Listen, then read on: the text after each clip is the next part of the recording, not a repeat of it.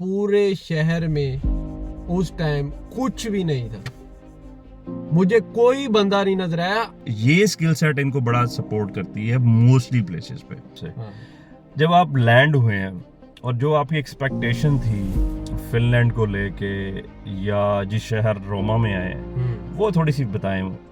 कोई 3 ऐसी टिप्स बताएं कि जो आप समझते हैं कि यार ये गलती नहीं करें वो लोग। अब वो रोमा पता ही नहीं है किसी को, मतलब कि मैंने कोई 5-6 लोगों से आके यार रात के इस टाइम पे मैं किधर जा रहा हूँ मुझे कोई समझ नहीं आ रही। अस्सलाम वालेकुम, Rizwan Abbas based in Finland, back home Pakistan. आपको पता है जब आप इमिग्रेंट आते हैं तो बहुत सारे चैलेंज से गुजरते हैं और उन चैलेंजेस को जानना समझना हर आने वाले के लिए बहुत ज़रूरी होता है। और उसको उस हवाले से मैंने कोशिश की है एक चैनल बनाने की जिसमें लोगों को अवेयर किया जाए और मैं लोगों को यहाँ पे कोचिंग दे रहा हूँ, उनको सपोर्ट कर रहा हूँ, how to get job here, उनकी CV मेकिंग, स्किल मैपिंग और लाइफ कोचिंग एज वेल। तो उसी की एक कड़ी है। आज हमने एक दोस्त से मिले हैं जो हमारी सक्सेस स्टोरी है एज ए मेंटोरिंग। सो उनसे बात करते हैं। Thank you. अस्सलाम वालेकुम। आज हम आए हैं अपने एक डेडिकेटेड दोस्त शाहजेब के साथ। आज हम इनसे बातें करते हैं, इनकी सक्सेस स्टोरी सुनते हैं कि ये कहाँ से आए हैं, क्या कर रहे हैं और आगे इनका फ्यूचर में प्लान्स क्या है। अस्सलाम वालेकुम शाहजेब। वालेकुम अस्सलाम, क्या हाल है रिजवान भाई, आप ठीक हैं? I am good. ये हमारे बड़े डेडिकेटेड है और हार्ड वर्कर टैलेंट है, ओवरसीज पाकिस्तानी। और अपना थोड़ा सा इंट्रो करवाएं। मेरा नाम जैसे रिजवान भाई ने बताया शाहजेब, पूरा नाम मेरा शेख मोहम्मद शाहजेब है और मैं बेसिकली लाहौर का रिहायशी हूँ और मैं अपने स्पाउस के साथ यहाँ पे फिनलैंड में मूव हुआ 2024 एंडिंग में, ऑटम और स्प्रिंग में, सॉरी स्प्रिंग में अक्टूबर था यहाँ पे। सितंबर में आया हूँ, सितंबर में आए, सितंबर एंड में। यस तो सितंबर क्या में। काउंट, स्प्रिंग ही काउंट होएगा? फॉल कहते हैं, आ चुका था। यस। तो सितंबर एंड 20 सितंबर को मैं इधर आया रोमा सिटी फिनलैंड के अंदर और जर्नी स्टार्ट हुई एज अ स्टूडेंट। फिर जो पिक्चर देख के आए थे और जो आके रियलाइज की वो बहुत डिफरेंट थी। अच्छा, इसमें एक सवाल है बड़ा मजे का, वो ये इसके बाद मैं पूछूंगा आपसे। जब आप लैंड हुए हैं और जो आपकी एक्सपेक्टेशन थी फिनलैंड को लेके या जिस शहर रोमा में आए हैं वो थोड़ी सी बताएं। बेसिकली मुझे रोमा का आइडिया बिल्कुल भी नहीं था। मैं अब्रॉड पहली दफ़ा आ रहा था, यूरोप ख़ास तौर पे। मिडल ईस्ट तो मैं गया था, तो मैं कुछ उसी तरह का फ्रेंडली और वेलकमिंग इन्वायरमेंट सोच के आ रहा था यहाँ पे कि उसी तरह कम्युनिटी के लोग भी होंगे और उसी तरह वेलकमिंग भी होंगे और मतलब कि जाते साथ ही ना मुझे इतनी डिफ़िकल्टी नहीं फेस करनी पड़ेगी किसी भी हवाले से, कम्युनिकेशन आसान होगी लोगों के साथ। But from very first day वांता airport land करने के बाद ही मेरा फर्स्ट एक्सपीरियंस के जी, अब जब हम आ रहे होते हैं यहाँ पे तो हमारे पास बैंक कार्ड्स तो होते कोई नहीं। हम थोड़ा बहुत जो कैश लेके चल के आ रहे होते हैं तो उसी का हमें आइडिया होता है। और वहाँ से हम अपने कंट्रीज में ना हमें एक आदत होती है कि हमने कोई बस ट्रेन या कोई भी चेक इन वाली जगह होती है ना, हमें पता होता है कि इसके रिलेटेड कोई भी हमने कूपन्स या टिकट्स लेनी है ना तो उसके स्पेसिफिक काउंटर्स होते हैं। तो उसी माइंडसेट से कि यार कोई नहीं, जाएंगे, हर चीज़ लाजमी बात है, हर चीज़ का एक काउंटर होता है, उधर से जाके परचेज कर लेंगे। अब आए तो यहाँ पे आगे पता चला हर चीज़ ही वर्चुअलाइज्ड हो चुकी है, हर चीज़ बैंक कार्ड से या आपके मोबाइल बैंकिंग ऐप से डिजिटलाइज्ड है। अब जो फर्स्ट टाइम आने वाला बंदा है, अब वो उसके पास तो नहीं वो सारी चीज़ों की एक्सेस होती ना। बिल्कुल। तो बहरहाल वो रोमा आना था। अब एक बड़ी नई चीज़ हुई कि मैं टिकट परचेज करनी थी, और जब मैं इवन के यहाँ का जो पहले तो टिकट खरीदने के लिए ना यहाँ पे वेंडिंग मशीन थी, और वो कार्ड के अलावा वहाँ से ले नहीं सकते थे, कार्ड मेरे पास था नहीं। तो समहाउ किसी ने बताया कि आपने जाना है तो आप आर के उसकी से पिक्चर वो टिकट खरीद सकते हैं। वो आर के उसकी जहाँ पे एक शॉप है, जैसे वो हमारे यहाँ जैज़ कैश होता है ना, हाँ जी। छोटी शॉप्स होती हैं ऐसी, तो वहाँ पे हर चीज़ मिल जाती है इस तरह की। तो वो मैं शॉप पे गया हूँ। अब मैं उसको सिटी बता रहा हूँ। अब ये उससे भी पीछे थोड़ा आ जाए ना, तो मैं किसी आम बंदे से भी मैं बात कर रहा हूँ ना कि यार मैं ना न्यू हूँ यहाँ पे, और मैं एक स्पेसिफिक शहर है रोमा, उधर जाना चाहता हूँ। अब वो रोमा पता ही नहीं है किसी को। मतलब कि मैंने कोई 5-6 लोगों से, 2 फिनिश औरतों से पूछा, फिर इसी तरह एक बंदा था उससे पूछा। अब उनको रोमा सिटी का ही नहीं पता। ओके। अब अच्छा, एक को फिर मैंने बोला कि मैंने फिर ना वो मैप पे दिखाया, फिर वो उसने अपनी प्रोनाउंसिएशन में कहा कि राउमा। Okay, yes. राउमा वो अब Yes. वो इतना बड़ा फर्क नहीं है, बट उनको समझने में वो प्रॉब्लम हो रही। ये मेरे साथ भी ऐसा हुआ था शुरू में। तो बहरहाल आर्कियोस्क पे गया, फिर वो लास्ट बस थी वहां से, और वो भी रोमा की नहीं थी। रोमा जाती ही नहीं है बस वहां से। ओके, वहां से ओके, बस मिली पूरी की, ओके, पूरी की बस मुझे मिली। ओके, और अब मेरे पास ऑप्शन नहीं था कोई, क्योंकि मेरी फ्लाइट लेट आई थी और इमिग्रेशन में टाइम लगा, और करते कराते मुझे ना वो बस जो है, जो मुझे एस्टिमेट था रात 12 बजे या 12:30-1 बजे पहुंचाएगी, क्योंकि सफ़र हेल्सिंकी से बहुत ज़्यादा है वहाँ का, रोमा सिटी जिधर मैंने जाना। और रोमा जब आप उतरते हैं, व्हेन यू फील? अब वो भी एक सिचुएशन है। रात को बहरहाल मैं बैठ तो गया बस में, बस खाली, बस में 4 बंदे। ओके, अब एक ऐसा बंदा जो मिलियंस की पॉपुलेशन से आ रहा हो ना, कई मिलियंस की। वो ये भी खौफ होता है हाँ। कि पता नहीं वो बस रोमा जा भी रही कि नहीं हाँ, जा रही है। हाँ। मैं किसी गलत बस में तो नहीं बैठ तो गया। वो कई मिलियंस की पॉपुलेशन जब एक सिटी की हो, जिस बंदे की हो, जहां से वो ट्रैवल करके आ रहा है, और जो जिस बसों में ट्रैवल करता रहा, वहां पे बैठने की जगह नहीं होती थी, वो खाली बस में बैठ गया। Okay, okay. तो वो एक बड़ा था कि यार रात के इस टाइम पे मैं किधर जा रहा हूँ, मुझे कोई समझ नहीं आ रही। दैट इज कंटिन्यू चैलेंज हाँ, फ्रॉम ये अभी आफ्टर चैलेंज एयरपोर्ट पे उतरने स्टार्ट हो से गया। स्टार्ट हो गया। स्टार्ट हो गया। बहरहाल पहुंचे, अल्लाह का नाम लेके, बस वो अल्लाह के आसरे पे ही। बिल्कुल। हाँ, तो वो बस ने पहुंचाया रात के 12:30 बजे, ओके, और हल्की की ठंड भी हो, ठंड काफी हो रही, बल्कि 12:30 बजे उसने रोमा सिटी के अंदर मुझे एबीसी पेट्रोल पंप के सामने उतारा। अब हमें क्या वहाँ पे आदत है कि हम कहते थे यार इधर, अब जैसे दुबई में भी था तो वहाँ पे एवरी टाइम आपको टैक्सी मिल जाती थी। ये सही है। कि मतलब आप उतरे हो, साथ ही बस स्टैंड, बस स्टॉप्स के साथ टैक्सियाँ खड़ी होती हैं, या इजीली आपको टैक्सी, उबर, ये कैब सर्विस बड़ी इजीली अवेलेबल हो।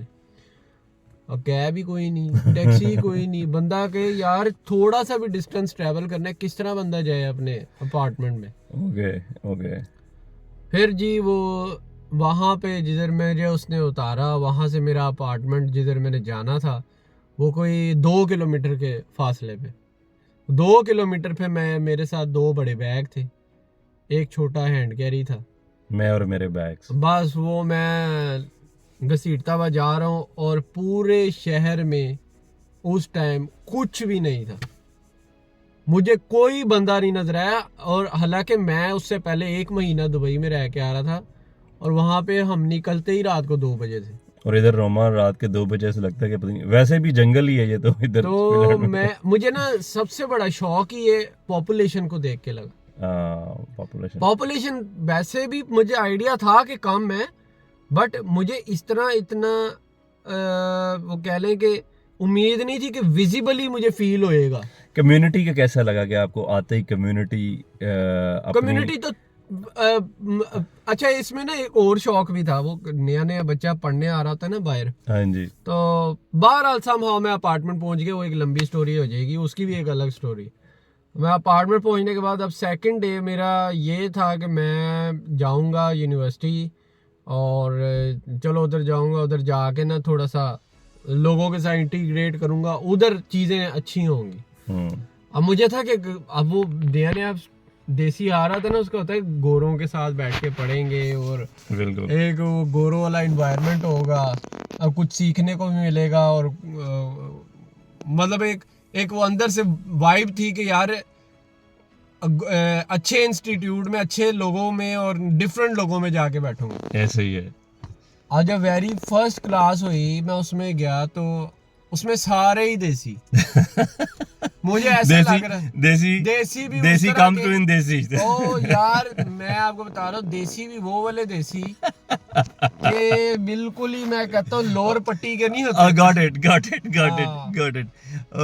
ओके। अच्छा ये बताइए कि चैलेंज तो ऑब्वियसली स्टिल चैलेंजेस, और हमारा पाकिस्तानी कम्युनिटी की वजह बताइएगा कि आपका कैसे मीटअप होता है, या उसके बाद मेरा और आपका कैसे मीटअप होता है।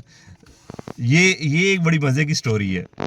अब पाकिस्तानी कम्युनिटी के ऐसे मीटअप हुआ कि मुझे एक मेरे फ्रेंड ने पहले तो मुझे अपनी कम्युनिटी के लोग हमारे यहाँ पे बहुत ही कम है ना, हाँ, गिने चुने हैं बहुत गिने चुने ज़्यादा। का मतलब you can count on yes. बल्कि मैं जब आया था तो क्या नाम है, अकेला पाकिस्तानी था, और I am on the one brown and while walking, so they are saying कि यार, और पुरानी बात नहीं है, 1-2-3 साल पुरानी बात है, और मैं जब वॉक करता था देखते ये अकेला ब्राउन है। अब तो बहुत सारे ब्राउन है। वो एक इधर एक सुपर मार्केट है प्रिज्मा, आपने देखा होगा। हम कल ही बात कर रहे थे कि यार ये कहते होंगे ये सारे ही ब्राउन इधर आ गए। अच्छा। तो वो फिर अपना पहले मेरे एक पाकिस्तानी भाई के साथ मिलना हुआ, फिर इसी तरह उन्होंने फिर दूसरों के साथ मिलवाया, फिर करते कराते समहाउ मैं फिर रिजवान भाई से मिला। तो वो फिर एक सिलसिला, जब वो कनेक्शंस का बनना शुरू हुआ ना, तो फिर चीज़ें समझ भी आने लगी, आसान भी होने लगी, सॉल्व होना शुरू हो गई। तो वो फिर एक चीज़ें अलाइन होना शुरू हो लाइन होना शुरू हो गई। हाउ इज एक्सपीरियंस कि आप पढ़ने गए हैं, और ऑब्वियसली यहाँ जितने भी स्टूडेंट्स आते हैं, और जितने भी वेस्ट में भी स्टूडेंट जाते हैं, तो उनको पहली उनकी होती है कि हमें जॉब मिले, और हम उस जॉब से कुछ अपना डे टू डे लाइफ को मैनेज करें। तो और जॉब मिलनी भी चाहिए, और करना भी चाहते हैं लोग। जॉब मार्केट कैसी है, और जॉब मार्केट को देखते हुए उस वक्त जब आप आए थे, तो क्या आपके माइंड में था उस टाइम, तो क्या किस तरीके से जब मैं और आप मिलते हैं, तो वो कैसा प्रोसेस था कोचिंग का, और उस सारे चीज़ों को लेके then we comes to into success story as well. अच्छा मैं अगर अपनी बात करूँ ना भाई, तो मैं अपने केस में अल्हम्दुलिल्लाह बहुत ब्लेस्ड रहा हूँ अल्हम्दुलिल्लाह कि मुझे ना मेरे रब की ज़ात ने ना मेरे मोटिवेशनल टाइम पे ही ना सेटल कर दिया था, मुझे जॉब से नवाज दिया था। We can say that would be honeymoon period. बिल्कुल ऐसे कि ही। वो जो होता है ना कि हनीमून पीरियड होता है, कि आई थिंक जैसे आपने बताया 27th ऑफ सितंबर आ रहे हैं आप।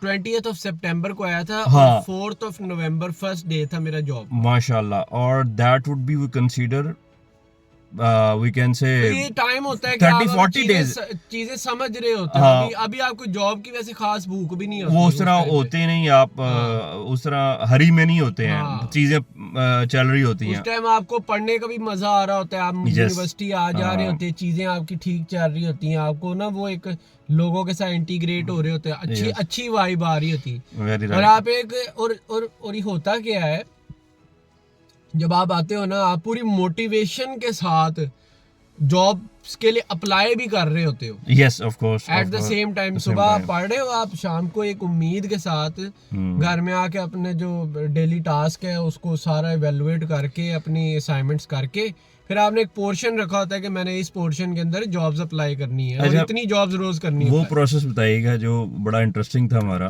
कि आप क्या क्योंकि अच्छा इसमें एक चीज़ बता दूं, शाहजेब हर बंदे की अपनी स्किल होती है। शाहजेब के अंदर एक बड़ी इंटरेस्टिंग स्किल है कि वो फ़ौरन चीज़ों को ना असेस कर लेते हैं। अच्छा ये हर बंदे के अंदर नहीं होती है, कुछ लोग बाय एक्सपीरियंस लेते हैं, लेकिन क्योंकि इनका जो आप ये कह लें ये उन लोगों में से हैं इनका जो बिहेवियरल इंटरेक्शन है लोगों से बैक होम कंट्री वो बाकी इनकी एज ग्रुप के हिसाब से ज़्यादा है और उस वजह से इनके अंदर ये स्किल सेट इनको बड़ा सपोर्ट करती है मोस्टली प्लेसेस पे।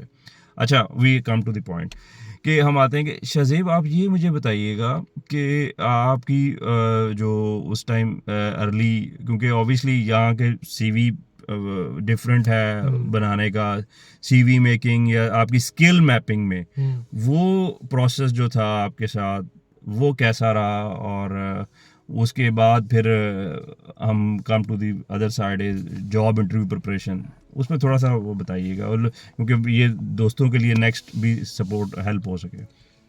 मैंने जिस तरह आपको बताया ना भाई, मैं कुछ खास मुझे जॉब का पहले भी वो सीवी मेकिंग का भी इतना कोई आइडिया नहीं था। मैं भी इसी तरह यूट्यूब पे और अपना लोगों अपने साथ कोलीग्स थे उनकी हेल्प लेके यार किस तरह एक अच्छी इफेक्टिव सीवी बनाई जाए, तो वो सीवीज समहाउ अच्छा मेन बनाने की कोशिश भी की, सेंड भी की, लेकिन मैं कुछ गलतियां भी करता था उसमें सीवी बनाने में। लेकिन मैंने वो जिस तरह आपको बताया ना कि मुझे फेलियर उस तरह देखना नहीं पड़ा। मुझे मेरी ना कह लें कि मेरी जो रॉन्ग्स थी ना वो जब तक मुझे पता चलती मुझे एक अच्छी जॉब मिल चुकी या थी। ब्लेस्ड यू आर ब्लेस्ड अल्हम्दुलिल्लाह, वो तो अल्लाह का बड़ा करम है। मेरे से बहुत अच्छे कैंडिडेट्स भी हैं जो कि केपेबल हैं और इसमें एक और भी चीज़ है ना कि मैंने पहले जॉब नहीं की हुई थी। मैं पहले एक बिजनेस बैकग्राउंड से आ रहा था और मेरा फैमिली का ही बिजनेस था, तो मैंने अपनी लाइफ में जॉब नहीं कभी की हुई थी। तो वो मैं असल में जब मैं आ रहा था ना तो उस टाइम पे चीजें भी डिफरेंट थी। उस टाइम पे जॉब मार्केट इतनी टफ नहीं थी जितनी सिचुएशन अब हो गई। अब तब अनएम्प्लॉयमेंट रेट भी कम था और समहाउ कुछ ना कुछ मेरे साथ जो बाकी लोग भी आए उनको कुछ ना कुछ उनके हिस्से का मिला जरूर और बड़े थोड़े टाइम में। Yes very right. वो जिस तरह with the passage of time फिर चीजें वर्स होना शुरू हो गई। आपका बैच भी अच्छा रहा, बिल्कुल ऐसे। यस आपका बैच, क्योंकि आपके साथ और भी दोस्त थे जो कि मेरे साथ अटैच हुए और वो बड़ा इंटरेस्टिंग रहा, उनके साथ भी आपका बैच वाकई बड़ा लकी रहा। हाँ जी, वो आते साथ ही काम पे मेरे से पहले that was amazing, really amazing, क्योंकि आप माशाल्लाह 30 to 40 डेज में same like other my friends like Ali और इस तरह और भी जो दोस्त हैं बाकी जैन, तो ये वाकई अच्छा। ये बताएं कि आप आने वालों के लिए क्या एडवाइस करेंगे, कोई 3 ऐसी टिप्स बताएं कि जो आप समझते हैं कि यार ये गलती नहीं करें वो लोग, वो बड़ा ज़रूरी है, चाहे आप अपने, क्योंकि आप फैमिली वाले भी हैं उस कॉन्टेक्स्ट में भी देखिएगा और इस कॉन्टेक्स्ट में भी जो सिंगल भी आते हैं। बेसिकली भाई मैं सबको मेन एडवाइस यही होगी। पहली एडवाइस तो है फाइनेंशियल स्टेबिलिटी। ओके कि पहला पॉइंट जो क्यों जिसके लिए हम आ रहे होते हैं, आप जब हमारा टाइम था ना उस टाइम पे भी, हालांकि उस टाइम पे भी चीजें इतनी वर्स नहीं थी लेकिन गोइंग टूवर्ड्स वर्स वाली सिचुएशन ही थी। उस टाइम भी मैं 1 ईयर की यूनिवर्सिटी की फी पे करके आया था। 1 ईयर की फी थी मेरे पास, 1 ईयर की फी मैंने पे की हुई थी और एटलीस्ट मेरे पास 8 मंथ्स का जो है ना वो राशन था जो मैं साथ अपने लेके आया था। लेकिन मैं जो राशन अपने हिसाब से कैलकुलेट करके आया था ना वो 8 मंथ्स का नहीं था। वो जब इधर रियलिटी चेक मिलता है ना, जो इधर की एक्सपेंसेस हैं, जो इधर की रियल लाइफ एक स्टूडेंट के एक्सपेंसेस हैं, वो काफ़ी डिफरेंट है। तो वो आप कह लें कि वो 8 मंथ्स की जगह 6 मंथ्स का राशन था। तो अगर आप फैमिली के साथ आ रहे हैं या इवन आप सिंगल भी आ रहे हैं, एटलीस्ट पहले अगर मैं 6 महीने का आपको कहूँ कि आज से 2 साल पहले 6 महीने का राशन काफ़ी होता था, लेकिन अब अगर आपने आना है तो आपके पास कम से कम 1 साल का बैकअप होना चाहिए। और वो 1 साल का बैकअप सिर्फ आपके लिविंग कॉस्ट नहीं डालता, वो आपके साथ आपकी फीस भी डालता है कि या तो आप 1 साल की फीस दे के आए, या आप 1 साल की 6 मंथ्स की फीस दे के और 6 मंथ्स की फीस सेपरेट आपके जो डेली लाइफ एक्सपेंसेस हैं उससे सेपरेट वो आप लेके आए। बिल्कुल सही है। क्योंकि आपको ना बेसिकली आप टाइम बाय करके आ रहे होते हो, उस टाइम के अंदर आपने अपना लाइवलीहुड भी मैनेज करना होता है। बिल्कुल बिल्कुल सही है। अच्छा ये बताइएगा कि how was the success moment जब आपको जॉब मिली है, वो आपकी क्या फीलिंग थी? वो जॉयफुल फीलिंग, और वो अब तो माशाल्लाह आप वैसे भी शाहजेब बैचलर प्रोग्राम के लिए आए और now is on work visa माशाल्लाह, और वो फीलिंग शेयर करें कि how was the feeling like that. वो एक मोमेंट होता है ऑब्वियसली, और आप दुनिया के उस मुल्क में जो कि 9वीं बार हैप्पीएस्ट कंट्री है और स्कैंडिनेवियन का एक वो भी टॉप कंट्रीज़ में से है, तो ये ज़रा थोड़ा सा बताएं कि आपकी उधर वहाँ एक फिनिश कंपनी में जॉब होती है। वो भाई मैं आपको यही बताता हूँ ना, जो वहाँ पे हम रहते हुए अपने फ्यूचर को लेके ख्वाब बुन के आते हैं ना, तो वो मोमेंट होता है जब आपको ऐसा लगता है जैसे आपने कोई माइलस्टोन अचीव कर लिया। वेरी फर्स्ट डे, जब आप फर्स्ट डे आप वो यूनिफॉर्म पहन के अपना जिधर भी आप काम है आपका वो काम करने जाते हैं ना, तो आपको ऐसा लगता है जैसे आपने लाइफ में जिसके लिए इतनी स्ट्रगल की ना, उसके एटलीस्ट आप दरवाजे तक तो पहुंच गए हो। गुड, हाँ उसके अच्छा फिर ये इसमें भी डिबेटेबल चीज़ है कि जब आप वो चीज़, एक होता है सक्सेस अचीव करना, फिर एक उस सक्सेस को अटेन करना, सस्टेन करना, उस पोजीशन से आगे प्रोग्रेस करना और उस पोजीशन को साथ मेंटेन करना। अच्छा इसी को डॉट कनेक्ट करूंगा आपकी बात को कि वो जो सस्टेन करना, उसमें बहुत वाइटर रोल एक फिनिश वर्क कल्चर का है। उस फिनिश वर्क कल्चर की कुछ ख़ास एसेंस हमारे साथ शेयर करें, जो कि आपने उस चीज़ को माशाल्लाह समझ भी रहे हैं और डे बाय डे उसमें लर्न कर रहे हैं, और क्योंकि आप जिस फिनिश कंपनी में हैं वहाँ पे रियली गुड कि आपका एक रोल बड़ा अच्छा है और आप प्रोग्रेस कर रहे हैं। तो आप ये बताएं कि वो कौन सी ऐसी चीज़ें हैं जो फिनिश वर्क कल्चर में आपको पाकिस्तानी या वैसे ओवरऑल वो आपके लिए एक डिफरेंट बनाती है आपको? बेसिकली ये एक बड़ी ब्रॉड टर्म है, लेकिन इसको मैं जब मैं आया था ना, तो मैं स्टूडेंट पॉइंट ऑफ व्यू से आपको थोड़ा सा गाइड करता हूँ कि जब आपको इस तरह की जॉब मिलती है ना एट वेरी फर्स्ट स्टेज, तो आपके लिए एक बड़ा डिफिकल्ट सिचुएशन बन जाती है अपनी पढ़ाई और अपने काम दोनों को साथ मैनेज, क्योंकि और फैमिली भी साथ होती है, क्योंकि आप ना एट एनी पॉइंट ईज नहीं कर सकते अपने आप को, क्योंकि अगर एक माइलस्टोन जिस तरह मैंने कहा ना अचीव कर भी लिया ना, तो आपने अब उससे आगे प्रोग्रेस करके आगे जाना, और प्रोग्रेस के साथ साथ आपने अपनी उस अचीवमेंट को सस्टेन भी करना होता है। तो अब आपको जो स्टूडेंट है ना, हमारे स्टूडेंट भाई, उनको 30 आवर्स अलाउ होते हैं काम करने के लिए, जो कि जब वो काम मिलता है ना, तो वो फिर उस चीज़ को वो ज़्यादा केटर नहीं करते जो कि करना चाहिए, जो कि मैंने वेरी फर्स्ट डे से उस चीज़ को जहन में रखते हुए चला कि okay now I have a job but I have to remain under law.